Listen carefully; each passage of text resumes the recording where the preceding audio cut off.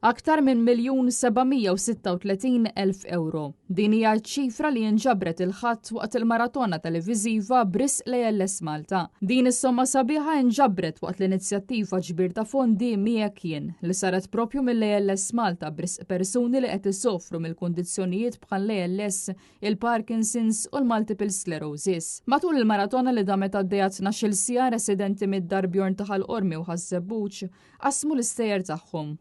U l-membri tal-familji ta' dawn il-persuni semmew l-importanza tax-xogħol li qed tagħmel l-ALS Malta. Matul il-maratona kien enfasizzat kif ALS Malta toffri l-aħħar teknoloġija u tagħmir kemm lin-nies fid-djarhom kif ukoll f'Dar Bjorn sabiex tadatta għal kundizzjonijiet newroloġiċi li jħallu lill-pazjent immobbli u b'nuqqas ta' indipendenza. Permezz ta' dan l-istess tamir il-pazjenti jingħataw sens ta' dinjità u awtonomija. Is-somma ta' 1,736,000 € li nġabret se tkomplitejn fil-finanzjar tad-dar il-ġdida filwaqt li se tkomplitejn lill-għexieren ta' nies u lill-maħbubin tagħhom jgħixu ħajja normali minkejja l-isfidi ta' kuljum.